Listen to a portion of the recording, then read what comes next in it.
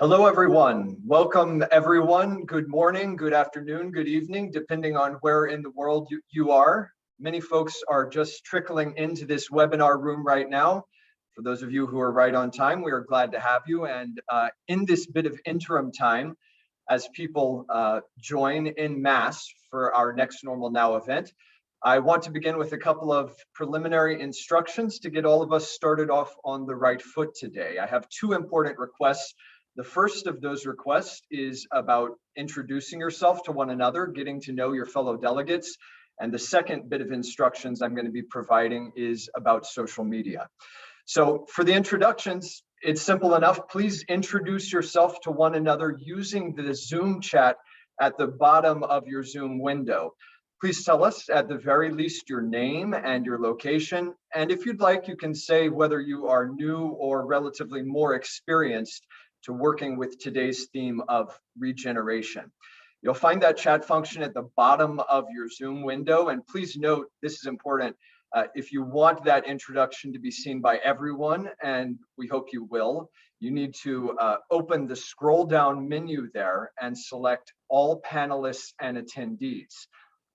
So to begin, please do introduce yourself using that Zoom chat to the fellow delegates who are joining as we speak from around the world. The second piece of preliminary instructions has to do with social media for today's event. During today's convening, the GIIN will be leading a conversation on social media as well. And we invite all of you to take this regeneration conversation beyond the virtual walls of our event today by participating in the Pass It On live chats that will be occurring on social media. So how to do that? First and foremost, we hope that you will be following the GIIN on social media. We're pretty easy to find. Ask that you, if you're not following us already, go ahead and leave this Zoom window open and then open up a separate internet browser and navigate to either Twitter or LinkedIn, whichever is your preference, and search for the GIIN to follow us. You'll find us at the Global Impact Investing Network on LinkedIn, or our handle on Twitter is the GIIN, spelled G-I-I-N. So after you have followed us, we ask that you look out for a series of prompts that will be posted on those social media platforms during our breakout sessions today. When you see a prompt that is of interest to you during your breakout session, we ask that you reply on social media. And here's the important part. You will also tag someone else who you'd like to introduce into this conversation. And that way we can pass this conversation on and take it outside the walls of our virtual convening. Should note, if you're only active on one of those social media platforms, that is absolutely all right. Use the platform that you are more comfortable with, and certainly follow along during these discussions. Important to note, the hashtag that we should be using for all of those posts is hashtag #NextNormalNow, matching the flow and the title of the event. So we can see that we have many people who are joining already and introducing themselves from Canada and Spain, other parts of the world. We have someone just joining right now from India, and people are getting the hang of this. So for people who are just joining right now, to reiterate the preliminary instructions before we get formally started, we are asking all of our attendees to please introduce themselves using the Zoom chat that many of us have learned during these days of virtual pandemic meetings. Introduce yourself by stating your name and your location. And if you are so inclined, you can also mention your connection to today's theme of regeneration. So lots of housekeeping. And as I mentioned also, part of the conversation will be unfolding on the GIIN's social media platforms, Twitter and LinkedIn as well. So with all of that formal housekeeping underway, I am delighted to formally get started. To introduce myself, I am George Spencer, Senior Manager of Communications at the Global Impact Investing Network. And I am honored to welcome all of you to this, our third convening of Next Normal Now, the GIIN's signature series of virtual events for 2021.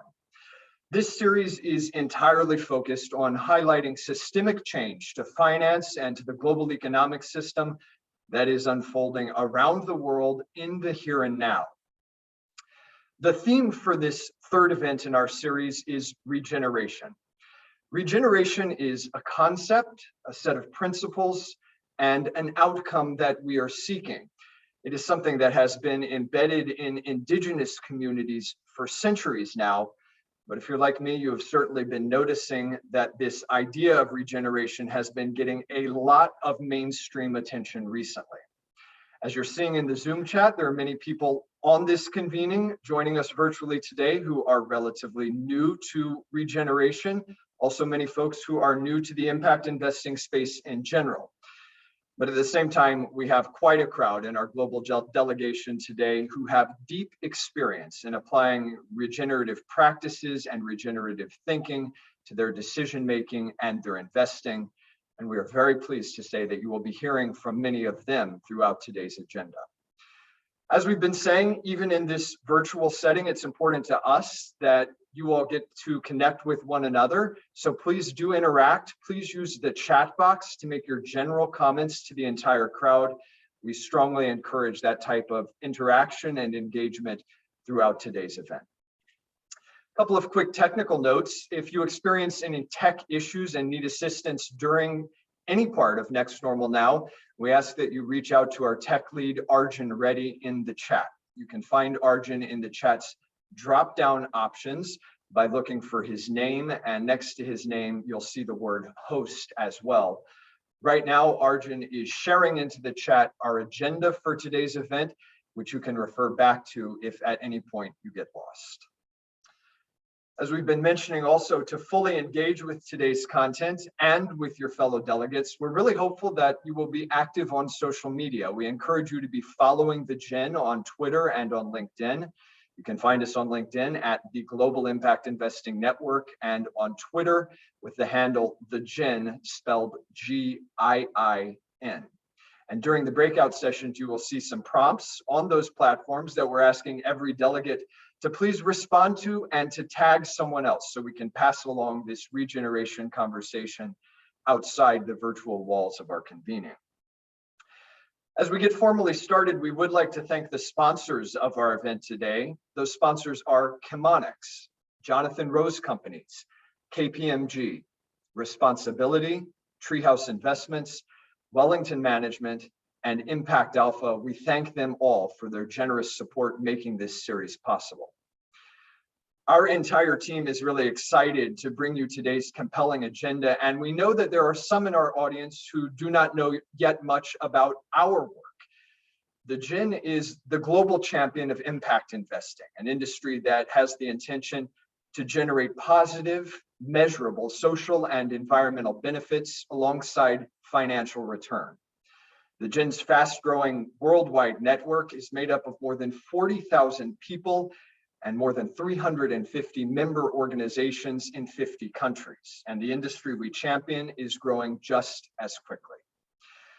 That said, we know that many of the world's biggest challenges are growing just as fast or even faster. At the GIIN, we envision a world where financial markets serve all members of society, and where finance plays a central role in solving the social and environmental challenges that are facing the global community. We believe that impact investing is really a glimpse of the future that is happening in the present. But for that future to become a widespread reality, we know that our global economic system needs fundamental change. In fact, it needs systemic change. And that is really why this convening today is so absolutely important. Today's event is focused on the ways that regeneration can fuel that change. And so with that focus in mind, let's begin. And I am very pleased to introduce the founder and the CEO of the Global Impact Investing Network, a leading voice in the push to transform our global economic system, Amit Bouri. Amit, over to you.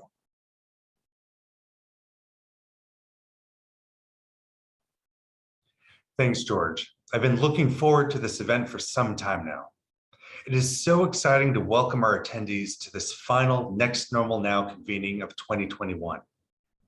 This virtual series was born out of our desire to keep connected and keep making progress even during these many months of pandemic-related challenges. Just like the previous two events, today's event is bringing together hundreds of people on 6 continents. We are a diverse and global group of changemakers. Together, we are cultivating glimmers of a transformed future through innovative approaches to finance in the here and now. If you've been following the GIIN's work over the past year and a half, you know that my team and I have been captivated by a quote from the author and political activist Arundhati Roy. I've referenced it in nearly all my public writings and speeches. Roy described the pandemic and all that came with it as, quote, a portal, a gateway between one world and the next. It offers us a chance to rethink the doomsday machine we have built for ourselves, she says. Nothing could be worse than a return to normality. Today's event is all about avoiding a return to the status quo. Our focus is on propelling ourselves toward the next normal of our global economic system. That next normal will involve a lot of change. Our first event focused on resetting the system to position inclusion and equity as essential to growth. The second event highlighted the urgent need to invest in solutions that tackle the climate crisis. And today's event is focused on regeneration and building a regenerative economy. Regenerative principles offer the opportunity to infuse sustainability, justice, and equity in everything we do. These principles embed an ongoing holistic relationship between people, the natural world, and the economy into our next normal. To get started, I'm eager to share with you my thinking and learning on this increasingly important topic. Thanks to decades of work by climate scientists, activists, and investors, some of whom are with us today, we have a better understanding of how, now more than ever before, of the damage caused by extracting natural resources and degrading our natural ecosystem. But the ideas of extraction and degradation stretch far beyond the realm of our natural world. Across the globe, we see how that narrow, short-term thinking is harming people too. It is systemic. Our economic status quo, part of the doomsday machine Roy references, is set up to take more from workers than they get back. It is set up with a fundamentally unequal seat at the table for women and people of color. It is set up to emphasize short-term profits over long-term value creation and sustainability. At its core, our current system enables those at the top to extract far more than they give back. No matter where you live, you are seeing the results of this short-term thinking. Of course, we see it in the climate emergency. From forest fires and deadly floods to food system disruptions and surging vulnerability for frontline communities, we are all impacted. But that short-termism also shows up in the increasing social instability that we see in nearly every corner of the globe. It shows up in the racial reckoning that has swept across many parts of the world. It shows up in the growing distrust in institutions and systems originally created to push society into the future. The status quo of extraction and degradation, harming people and planet, is not working. As our community builds towards a transformed future, we must take a longer-term view. Regeneration is fundamental to a harmonious next normal. The term regeneration can mean slightly different things to different people. So for the purposes of today's event, I want to tell you how those of us at the GIIN think about it. This definition will be important because it has informed the structure of this entire event. At the GIIN, we see regenerative practices as a way to pursue a holistic relationship between humans and our natural ecosystems. Regeneration uses renewal and restoration to overcome the extractive, degrading, and inequitable elements of the status quo. Paul Hawken, the best-selling author and environmentalist who just wrote a book on this topic, described regeneration even more succinctly on the latest episode of our Next Normal podcast. He said regeneration means putting life at the center of every act and every process, including in business. Indigenous populations around the world have relied on regenerative practices and principles for centuries. But it is important to acknowledge that regeneration has recently become a very trendy topic. That surge of popularity brings both opportunities for broader impact and risks of hollow platitudes. Our intention today is to honor and highlight the true essence of the concept. At the GIIN, we often talk about scaling the impact industry with integrity.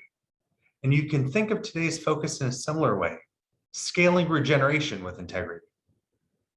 A regenerative approach can push investors to think differently about their work.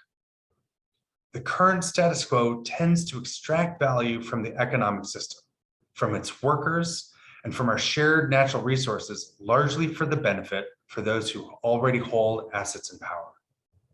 But a regenerative mindset prompts investors to ask new questions about how to define value and who benefits from it. Regeneration says investors must take a broader, longer-term view about the value of their investments create for people, for communities, and for the planet. But there's more. Over several decades, investors have put an increasing emphasis on reducing harm and enhancing sustainability. Regeneration helps us take an important step further. The principles of regeneration allow us to move closer to transformation through our economic system. They help us leverage the power of investment to right wrongs, to reverse harm that has been done in the past, to replenish and restore ecosystems and natural stocks to critical thresholds. That is why so many people describe regeneration as a pathway to heal the future, both for our planet and humanity. That concept of healing may explain why regeneration has gotten so much attention in recent months. Now, as we begin to see glimmers of a new future, we must do more than just remember and restore what we have lost. Regeneration offers an opportunity to rebuild a new relationship with each other and our planet, including in business and investment. That's why this is such a timely and relevant topic.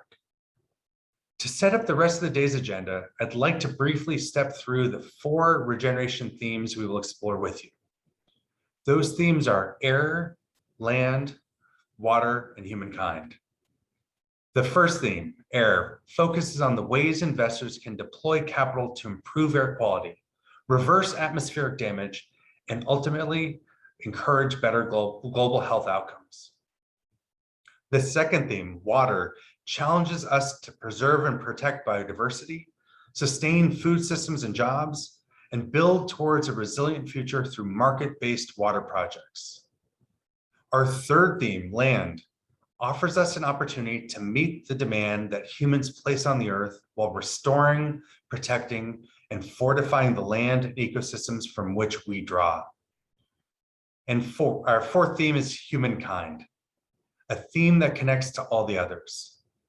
This theme asks us to incorporate regenerative thinking into investing practices and instruments in order to accelerate progress towards a social equality and improved livelihoods. As the concept of regeneration gains momentum, its application in business and investment will continue to evolve.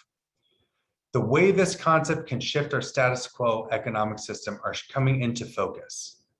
And that is exactly why I'm so excited to be in today's conversations with all of you, the global change makers who are helping to shape our next normal, and the leaders who will help build toward a more regenerative economy.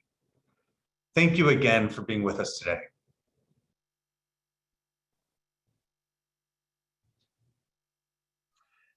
And I will echo Amit and thank all of you again for joining this convening today. A year and a half of pandemic disruption certainly does make this feel like an especially ripe moment for change. And Amit highlighted that quote that all of us at the GIIN keep coming back to, this idea of the pandemic as a portal for change. I know those regenerative themes of long-term vision and healing the future will be showing up across today's event. And so with that, I'm really delighted to say that our first keynote speaker today is someone who has been putting those very concepts at the center of his work for decades now. John Elkington is sometimes called the godfather of sustainability. He is a major luminary in the push to transform finance into a force for global good. And so you can understand why the GIIN is so incredibly excited to welcome John back to our virtual stage For that conversation, I will pass the mic back again to the GIIN CEO, Amit Bouri. Amit, over to you.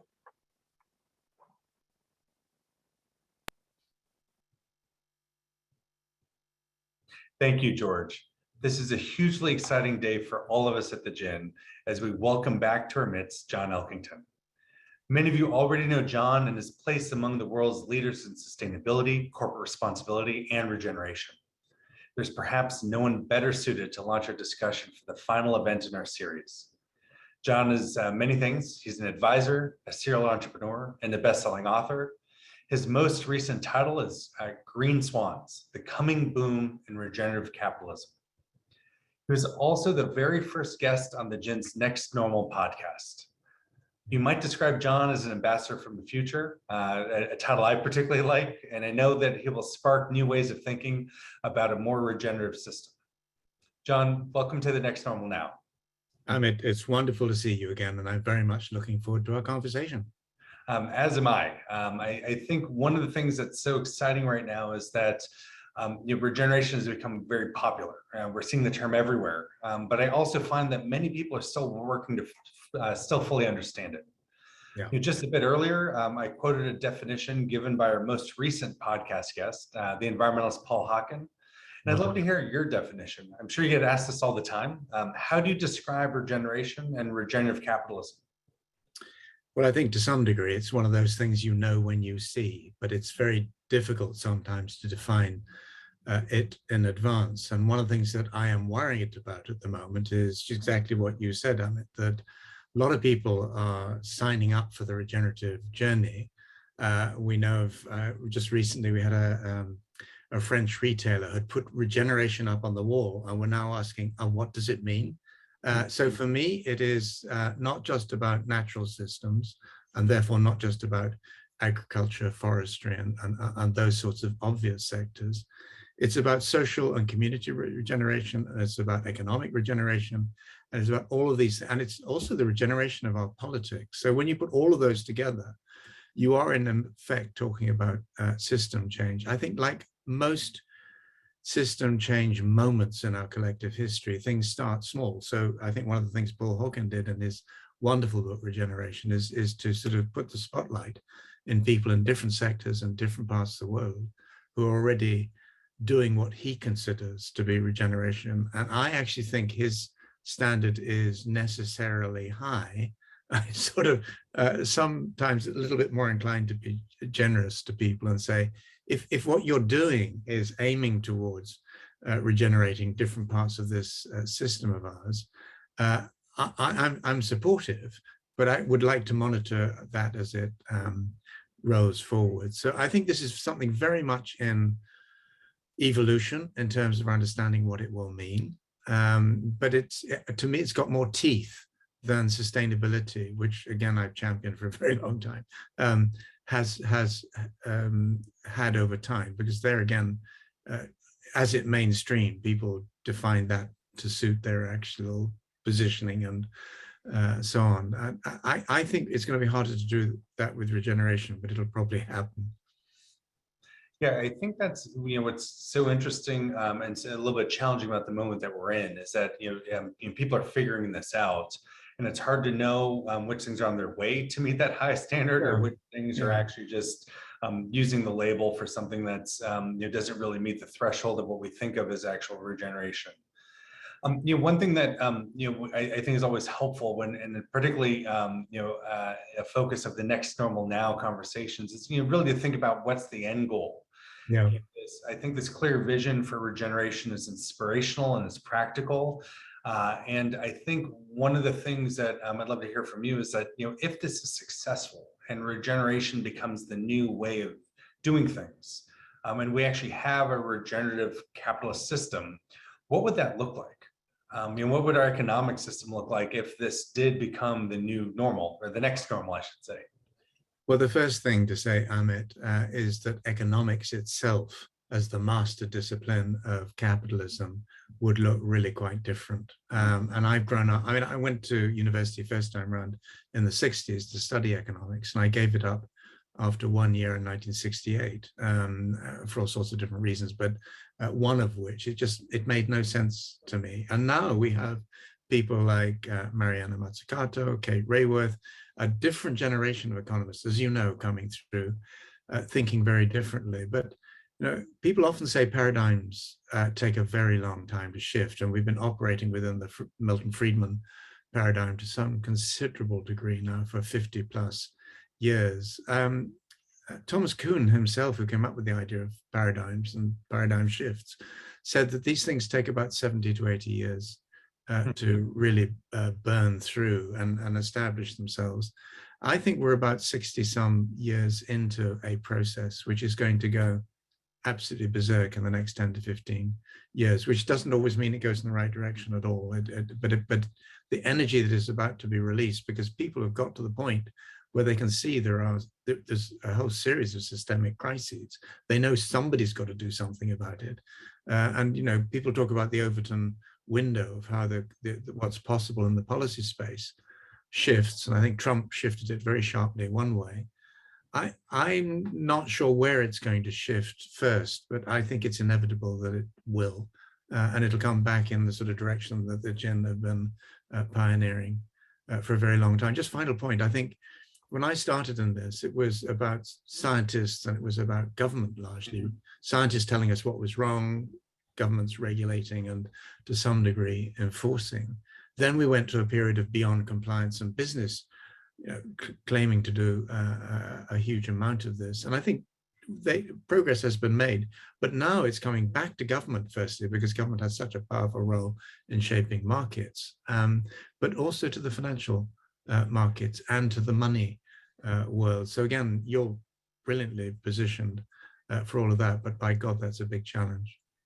It is indeed. And I think one of the things that we're always thinking about is, when we have a vision of a better world and one that works for all people and also, that supports our ecosystem and in a much more healthy and harmonious way, that's incredibly compelling. People are excited about it. It's hard to argue with the appeal of that, but yet we're not there. And can you talk about what you see as the underlying problem that's holding us back from moving in this regenerative direction? Like what is, or if they're multiple, what are the hurdles that you think keep us stuck in the status quo of our economic system?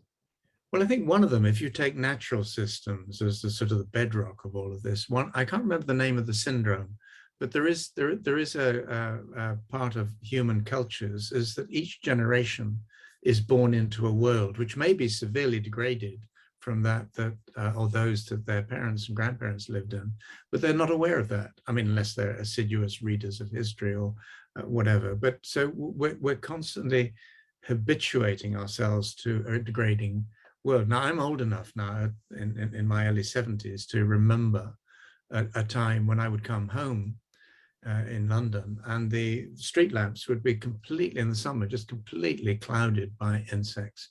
You don't see insects now. And people talk about the collapse of pollinators around the world. And since 1970, by WWF estimates, we've lost 70% of our wild species. It has happened in natural terms, blazingly fast, but in human terms, a lot of people just simply aren't aware of that. They watch nature programs on television. I think that's the way the world largely still is. And unfortunately, that's not the case. And the same is true to some degree with social issues. So every so often you get something like Me Too or Black Lives Matter, and that really burns into people's consciousness for a period of time. But we live in such a busy world where we're bombarded with so much information. And a lot of it is on crises. And I think at times like these, when there are multiple things going wrong at the same time, our tendency is to hunker down and just sort of wish it would go away. But I think we're getting to the point where people at a sort of a latency level, they know things aren't right. So if somebody comes along with solutions that don't cost them too much, I think that could go quite well. But I've said that a number of times over the last 40 to 50 years, and it's a very spiky journey that we're on. There are moments where things happen blazingly fast. And then we sort of seem to go back to sleep. And I think the final, not final item on that list of barriers, but there's still a significant number of people with vested interest who have a very, very strong interest in putting people back to sleep and having them sort of forget the climate emergency or the biodiversity emergency or whatever it might be. And one of the things that we're always interested in, and I know you share this with the work you have with your observatory, is the way in which, you know, glimmers of a transformed future are showing up here and like the here and now. And what areas, you know, just to get your read on the pulse, and what areas you see us making like important progress towards a regenerative system? Like where are we getting traction? Well, it's very fun. Well, it's not funny, but I mean, very striking at the moment where, for example, your country, the United States, is in chaos at some levels, my own too, the United Kingdom, politically. But at the same time, when you look for where the really bright points are in the global map in terms of regeneration and in sectors like farming, the US is very, very strong in that space. And I think Paul's book has very successfully highlighted that. And many years ago, probably about 15 or so, when we did a book called The Power of Unreasonable People, and we were looking at social entrepreneurs around the world, there were certain countries that were really, really strong. So Brazil, India would have been examples there. And I think in terms of regeneration, I think that the main center of activity for the moment is in soils, water, farming, food, nutrition, health, that whole sort of nexus. You've got outliers now.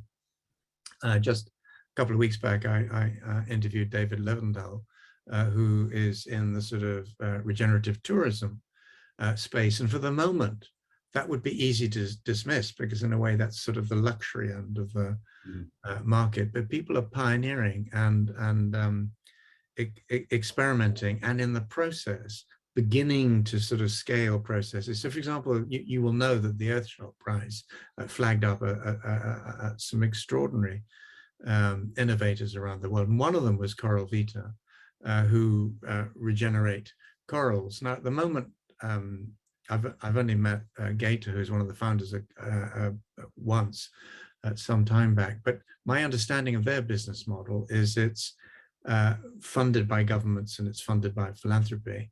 Their ambition is to have it funded by people who have a real interest in the health of local reefs, so the fishing industry, cruise liners, hotels, and so on. So I think you're seeing it's glimmering points of light in a whole series of different sectors. But simple answer, I think farming is where it's at its strongest. And with people like Walmart now saying they're going to become a regenerative company, that's going to drive a lot further down in their supply chains. Yeah, I do think it is, you know, such an exciting time where you start seeing things popping up in many parts of the world around this. And I also hope that, you know, we can figure out, and part of this event can help kind of harness some of that energy and channel it as more and more people are getting introduced to this idea that goes back a long time. Do you also see some trouble spots that you think are really standing in the way of this progress? Well, I think the biggest sticking point in a way is it's back to economics. It's back to our pricing models. It's back to the fact that we don't put a sane value on natural systems in good health, on communities and so on in good health. One of our prime ministers quite some time ago declared that there was no such thing as society. Well, what we found with COVID-19 is society is really important, and social capital is really important, and you can benefit from it if it's been built up historically, but if you undermine it and degrade it, it's very hard to sort of recover that. So when I think about regeneration, I'm thinking about not something that is done by next Tuesday, and not something that is done by companies or city administrations producing wonderful pamphlets or reports or whatever. It's a state of mind, and it is a state of mind that has to be accompanied by an ability to value things as they are rather than we would like them to be, and on the basis of those new values to invest in maintaining and over time restoring or regenerating critical systems. We don't often do that as a species. We tend to sort of wreck and move on, but now we sort of got nowhere to move to, although Elon, I think, would like to go to Mars and take a few people with him. The rest of us are stuck here for the moment, I think. No, I think we are, and I think it's good, regardless, for us to focus on how, how we can, heal the future, as some say. We think about, how we think about regeneration and applying it in our own context. One thing I'm very interested in, there's a timeliness to this conversation. Many of the world's leaders will be meeting soon at COP to talk about, the climate crisis. And how do you see regeneration and regenerative principles, playing a role in, if not formally in those conversations, but in their intention? And where do you see appetite for this type of thinking and need for it as the world's leaders are coming together to figure out how we're actually going to tackle this crisis in a short enough time frame to make the impact that we need? Well, it's a big question, Amit, and I'm going this time for the first time in my life. I've previously gone to the business precursor meetings, but this feels like a really important moment in all of this. And one of the things I'm doing is chairing a session with 4 CEOs. One of them happens to be Alan Jope of Unilever, and Unilever is among the companies that now has declared principles for regenerative farming, regenerative agriculture.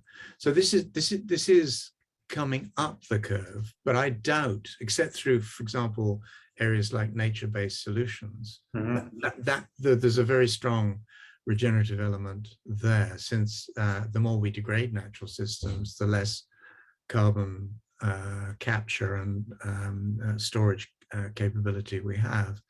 I doubt that regeneration will be forcefully to the fore in all of this, although I think Paul's book may well influence people's choice of language. And I have to say, I've been in this area for decades, and I've seen memes or concepts or ideas sort of come screaming up the curve. It might be things like circular economy or shared value or whatever. I have rarely seen a concept come up the curve as fast as the regenerative one has. And I think that speaks to 2 things. One is, we're just a herd animal. We tend to spook and stampede, and the financial markets have shown that in spades over the decades. But also, people do increase it. I mean, we're not entirely stupid as a species. We do sense when things are going somewhat awry. And I think even ordinary people now, and I count myself as one of those, just sense in our daily lives that things are changing, and they're changing at a pace and on a scale which we're not used to. And I think that sort of is creating an environment in which the right sort of politics, the right sort of leadership, the right sort of economic and business models could literally catch fire. I mean, not literally catch fire, but really be significantly more successful. But by God, it really depends on leadership. And at the moment, isn't it odd that very often the leaders able to speak on this agenda are extremely young? And I don't simply mean Greta, but it's the younger generations who are, it's their future. They're increasingly anxious, and they want to see this sorted.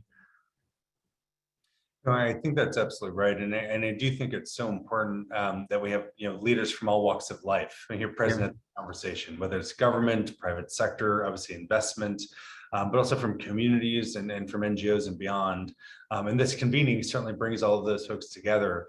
I think your perspective on regeneration and its role in our economic system is so vital right now, and I really appreciate the way you put it in the broader context of. I think you said 70 to 80 years oftentimes for a paradigm to shift, and we're coming due, and with a lot of uncertainty around how that plays out. But I'm hoping that our collective efforts, your efforts, our efforts at the GIIN, but most importantly, everyone in the network and in our community that's gathered here for Next Normal Now can play a role in pushing us in the right direction. I think the pandemic has certainly left us at a historic inflection point, and your vision is just so helpful, helping us all to reimagine a different future. So John, thank you. Oh, please go ahead. No, I was going to simply say, Amit, I mean, you've given me a wonderful platform and thank you for it. One thing I haven't said is that some people may know that 3 years ago, I recalled the triple bottom line, a concept that I came up with a long time ago. And part of the reason I did with that is not because I think what B corporations and so on are doing is unimportant. I think it's incredibly important. But what we've often done with these sorts of concepts is consider them within a particular frame. So somewhat lower level than the paradigm. But and we thought about this as a responsibility issue. Let's be nicer and better and more transparent and all the rest of it. Nothing wrong with that. But the problem we all face now is that our systems are showing really severe resilience problems. And you hear CEOs talking about resilient supply chains. You hear mayors of major cities talking about resilience of their urban regions and so on. And I'm just making the simple point that the only way that you maintain and restore the health of the systems on which our own health and well-being depends is by regenerating them, by investing in them over longer periods of time. And that, for me, is where the regenerative agenda comes in. It's unavoidable, it's inescapable, it's essential, and it's probably the biggest challenge that any of us will have faced in our entire lifetimes. But what the GIIN does gives me great confidence that together we can actually make this work and happen. No, thank you for that. And I think it's such a great point to end on. And I do think that it is a shift in paradigm, as you just outlined it, where it's not just about reducing harm or suspending kind of where we are now, but we actually have to have this view of reversing some of the damage that's been done and regenerating. And actually, a way of righting wrongs, restoring ecosystems to their critical thresholds, and ultimately healing the future, as we said before. So John, thank you again for joining Next Normal Now, and I'm so grateful for your collaboration and your partnership and your advice as we go embark on this journey. Thank you very much, Amit.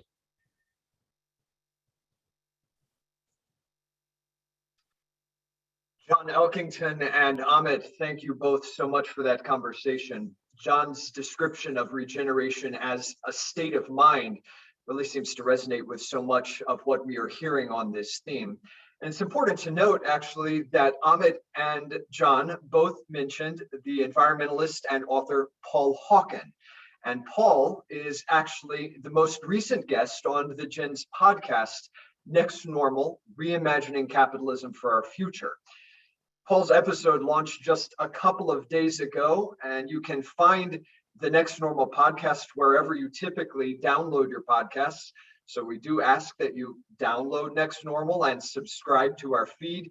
We planned Paul's episode as an important complement to today's regeneration agenda. So with that, it is now time to transition to the breakout sessions in today's event. As you can see on your agenda, we have divided up these breakout sessions thematically. There's air, water, land, humankind, and there's also an introduction to impact investing. It's important to say you do not have to choose just one of those breakout sessions. It's fine for you to transfer between them as you wish. And just a friendly reminder to please check out the GIIN's social media platforms, Twitter and LinkedIn, during these breakout sessions. You can take part in the conversations that will be unfolding there, answer the prompts, and importantly, tag someone else who you would like to bring into our regeneration conversation today.